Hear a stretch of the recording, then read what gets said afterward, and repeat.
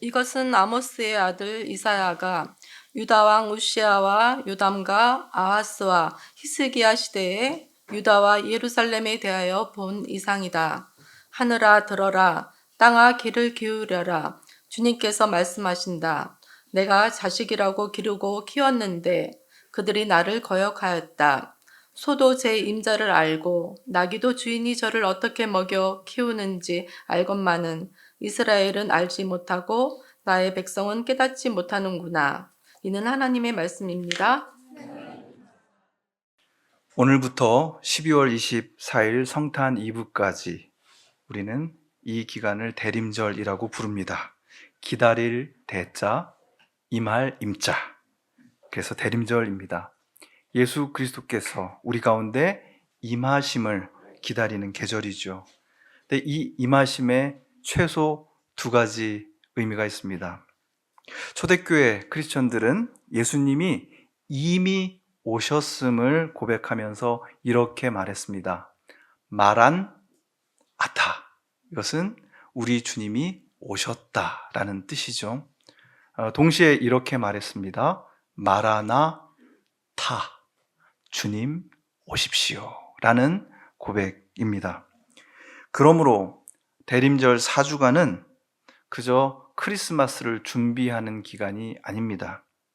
과거에 일어난 성탄의 사건을 기억하면서 동시에 언제든 다시 오실 예수님의 재림을 소망하는 시간이 되어야 합니다. 과거에 대한 기억과 미래에 대한 기대, 이것이 만나는 지점에서 오늘 우리가 대림절을 기념하는 의미가 드러나게 되는 것이죠. 저는 그 의미를 가장 강렬하게 포착한 문장 하나를 떠올리게 되었습니다. 17세기의 의사이자 시인이었던 앙겔루스 실레지우스라는 사람인데요. 이분이 쓴 말인데 아마 여러분 한 번쯤은 들어보셨을 겁니다. 그리스도께서 수천 번 베들레헴에 태어나신다고 해도 내 안에서 태어나지 않으신다면 내 영혼은 버림받은 영혼이 될 것이다. 아주 묵직한 문장입니다. 중요한 것은 무엇입니까? 무엇이 중요합니까? 그리스도께서 우리 안에 태어나시는 것입니다. 여기에 우리의 모든 것이 달려 있는 것이죠. 이것을 잊지 않기 위해서 전통적으로 교회가 모든 사람들이 잘 볼 수 있는 곳에 설치한 것이 있습니다. 청파교회에도 있습니다. 그리고 어제 2024년 대림절을 맞아서 우리 순빛 청파교회 로비에도 설치했습니다. 뭔지 아시겠죠? 바로 여러분이 교회 문을 딱 열고 들어와서 맞이한 성탄 구유입니다. 우리 교회 목공 동아리 있는 거 아시죠? 나무와 숨결에서 그 구유가 들어갈 마구간을 짓고 또 정성껏 장식해 주었습니다. 그런데 오늘도 그랬고요. 가까이 가보신 분들이 묻습니다. 그런데 예수님은 어디 계신 겁니까? 그러면 제가 짓궂게 이렇게 대답합니다. 아직 안 태어나셨는데요. 12월 25일 성탄절 예배 때 오시면 저기 계시는 예수님을 보실 수 있습니다. 어쩌면 앙겔루스 실레지우스는 이렇게 얘기를 했을 것 같아요. 저 구에 아직 예수님이 보이지 않는 것, 그것은 당신 안에 태어나셔야 하기 때문이다 라고 말이죠. 어느 작은 교회 성탄절 전야 때 있었던 일입니다. 그날 전교인이 모여서 한 20명 남짓 되는데요. 아이들까지 다 포함해서 성탄 이브 때 성탄절이라는 말로 삼행시를 짓기로 했답니다. 그래서 모두가 즉석에서 아주 기발한 삼행시를 지었는데 이제 초등학교 6학년 여자아이 차례가 되었습니다. 그런데 이 학생이요, 8년간 외국 생활을 하다가 막 한국에 들어온 관계로 한국말이 굉장히 서툽니다.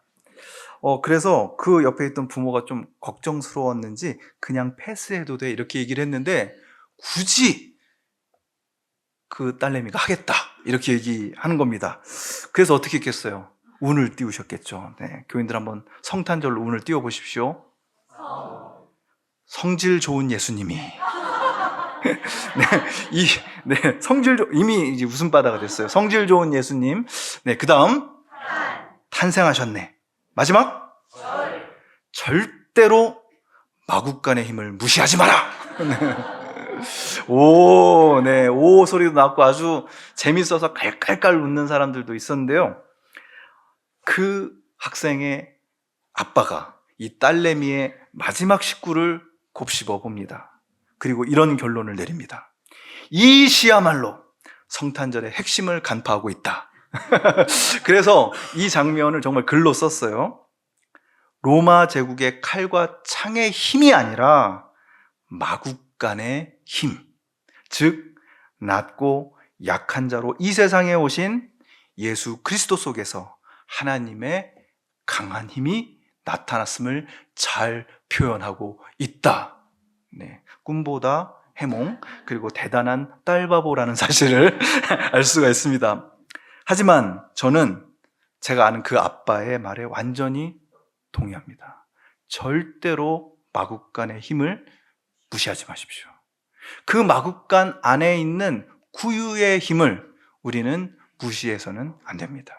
바로 여기서 그 누구도 생각해낼 수 없는 하나님의 파격적인 능력, 역설적인 능력이 드러났기 때문입니다. 일단 구유를 보면은요, 우리의 구원자이신 예수 그리스도께서 이미 성인이 되신 멋진 모습으로 하늘에서 강림하신 게 아니다라는 사실을 알 수가 있습니다. 바로 그렇기 때문에 강림절이라는 말보다는 대림절이라는 표현을 쓰는 건데요. 왠지 강림하면 이제 딱 제대로 어른이 되신 예수님께서 딱 나타나신 것 같지 않습니까?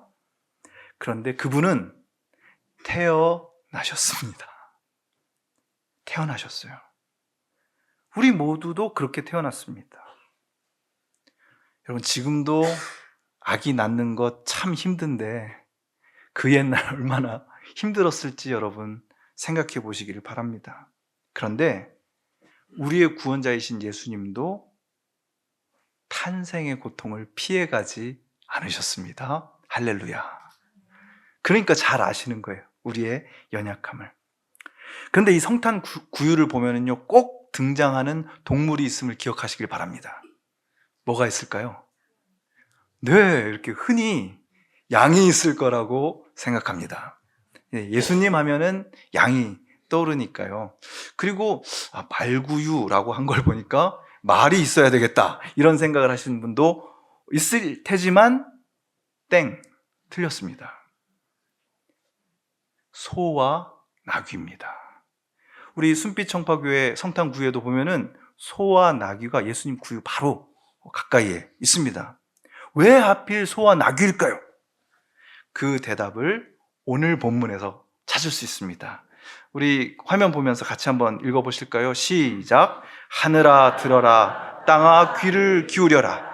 주님께서 말씀하신다. 내가 자식이라고 기르고 키웠는데 그들이 나를 거역하였다. 소도 제 임자를 알고 나귀도 주인이 저를 어떻게 먹여 키우는지 알건만은 이스라엘은 알지 못하고 나의 백성은 깨닫지 못하는구나. 아시겠어요? 특히 3절에 주인이 저를 어떻게 먹여 키우는지를 알건만은 이렇게 의역을 했지만 직역을 하면은요, 그 주인의 구유를 알건만은 이렇게 되어 있습니다. 그러니까 구유, 소, 나귀는 때려야 뗄 수 없는 관계인 것이죠. 바로 이것이 오래전부터 성탄 구유에 소와 나귀가 등장하는 이유입니다. 이게 없으면요, 제대로 된 구유가 아닙니다. 우리를 사랑으로 돌보시고 말씀으로 자라나게 하시는 하나님을 알고 그 소중함을 깨달으며 살아야 하건만 우리는 그러지 못할 때가 너무나 많습니다. 그 옛날 선지자 이사야 때에도 그랬던 거예요. 어쩌면 그렇게 유대 백성이 하나님의 마음을 몰라줍니까? 그분의 말씀을 모릅니까? 그런데 선지자 이사야가 무심코 마구간을 보니까요, 소와 나귀가 어쩌면 제 주인을 그렇게 잘 알아보고 주인이 먹이를 주는 그 여물통 구유를 소중히 여기는지를 보게 되었습니다. 교회 전통은 예수님의 탄생을 가장 잘 예언한 이사야서를 묵상하면서 성탄 구유에 가장 가까운 곳에 어머니 마리아, 아버지 요셉, 천사들, 동방박사가 아니라 소와 나귀를 배치한 것입니다. 이사야 1장의 첫 번째 외침, 이사야를 여는 그 외침을 고스란히 받아하는 이 구유는 아주 강력하게 우리에게 도전을 합니다. 소는 자기의 임자를 안다. 자기가 속한 분이 누군지를 안다. 나귀는 제 주인의 구유를 알고 있다. 너는 알고 있느냐? 너의 진짜 주인이, 너의 참 주인이 계시다는 사실, 그 주인이 너를 사랑의 말씀으로 먹이신다는 사실, 너는 진정 그 사실을 알고 살아가고 있느냐? 우리는 이 물음 앞에서 부끄럽습니다. 우리의 삶은 소와 나귀처럼 신실하지 못함을 깨닫게 됩니다. 그런데 성탄 구유는 우리에게 두 번째 놀라운 메시지를 전달합니다. 그럼에도 불구하고 우리가 소보다, 나귀보다 못한 존재임에도 불구하고 그분이 우리를 찾아오셨다라는 사실입니다. 충격적입니다. 우리의 창조자, 나의 참주인을 알지 못하는 세상, 그래서 힘없는 사람들을 전혀 품어 안지 못하는 세상, 그런 우리 이것만 우리를 찾아오셨다. 그래서 그분이 간신히 태어난 곳이 구유입니다. 몇 년 전 제가 이스라엘 가이사랴에 갔을 때 고대 로마군이 정말로 사용했던 구유를 봤습니다. 우리나라 구유는요, 나무로 만들잖아요. 그리고 짚을 그 위에 깝니다. 그래서 좀 따뜻한 느낌이 있습니다. 근데 고대 팔레스타인의 구유는요, 돌을 깎아서 만들었습니다. 돌, 거기를 파가지고 먹이를 주는 거예요. 그래야지 말들이 이렇게 차거나 그래도 굴러가지 않잖아요. 돌구이를 봤을 때 저는 세 가지 형용사를 떠올렸습니다. 거칠다, 차갑다, 더럽다입니다. 그 비천한 구유에 우리의 구원, 하늘의 사랑, 인류의 소망이 태어나셨습니다. 가장 크고 높으신 사랑이 이 땅에 제일 먼저 도착한 곳이 바로 그곳 구유였던 것입니다. 근데 여러분 아십니까? 저와 여러분 안에도 구유가 있습니다. 우리 안에, 우리 인생 속에는 구유처럼 비천하고 어둡고 차갑고 더러운 공간이 있습니다. 남에게 보여줄 만한 고상하고 덕스럽고 아름다운 것 말고 누구에게도 보여줄 수 없는 나만의 비천하고 어두운 구덩이입니다. 그걸 보셔야 됩니다. 20세기 가장 위대한 신학자였던 칼 마르트는 우리 안에 있는 구유의 실상을 이렇게 고발합니다. 우리의 자랑스러운 집, 혹은 소박한 집, 그럭저럭 살만한 집, 그리고 그곳에 사는 우리, 얼마나 대견해요. 그러나 그것은 우리 인생의 표면에 불과하다. 그 밑에는 깊은 구덩이, 어떤 바닥, 아니 깊은 낭떠러지가 숨어있다. 바로 그 밑에 너와 내가 있다. 그 누구도, 단 한 사람도 예외가 아니다. 거기서는 모두가 거짓골을 하고 있다. 모두가 탕자다. 모두가 탄식하는 가련한 피조물, 모두가 죽어가고 있는 사람이며 모두가 예외 없이 탈출구를 찾지 못한 자들이다. 어떻습니까, 여러분? 여러분 안에 구유가 느껴지십니까? 때로는 나의 가족 문제일 수 있습니다. 인간관계의 문제일 수 있습니다. 치명적인 과거의 실수, 과거의 상처일 수 있습니다. 나의 성격적인 결함, 나의 약점, 나의 밑바닥, 나의 비열함이 구유일 수 있습니다. 누구나 그런 구유를 가지고 살아가는데 기어이 기필코 그 구유의 존재를 외면하는 겁니다. 바로 그 구유에서 계속해서 똑같은 문제가 반복됩니다. 분노합니다. 짜증을 냅니다. 원망합니다. 왜 내 인생은 이 모양 이 꼴이냐며 탄식합니다. 바로 그래서 예수 그리스도는 그 구유, 우리의 구유 안으로 들어오시려고 합니다. 갈바하튼 이렇게 말합니다. 바로 거기서, 바로 그 구유에서 우리는 그분이 필요하다. 바로 거기서, 그 구유에서 그분도 우리를 필요로 하신다. 할렐루야.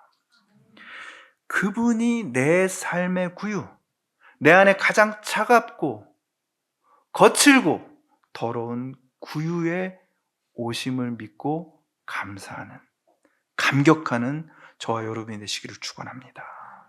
바로 그 마음으로 오늘 우리는 성만찬에 참여합니다.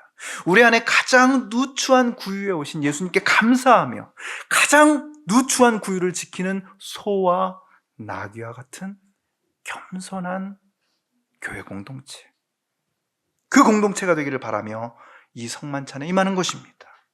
소처럼 나귀처럼 내 인생의 가장 큰 선물 예수님을 여러분의 심장에 모시는 이 시간이 되기를 축원합니다.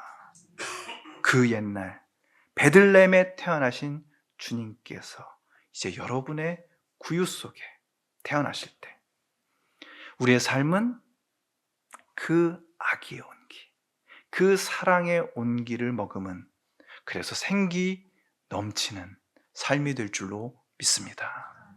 기도하시겠습니다. 하나님, 많은 것을 알고 사는 것 같지만 정말 알아야 할 것을 모르고 살아가는 우리가 구유 앞에 섰습니다.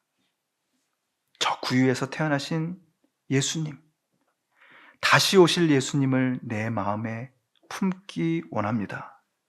그래야 살 수 있음을 고백합니다. 소처럼 나귀처럼 주인을 알고 그 주인께서 기어이 찾아오신 곳이 내 안에 가장 비천한 곳 구유임을 알게 하여 주시옵소서. 그 구유가 내 안에 있음을, 바로 그곳에 주님이 태어나셔야 함을 고백합니다. 어서 오소서. 나의 주 예수님의 이름으로 기도합니다. 아멘.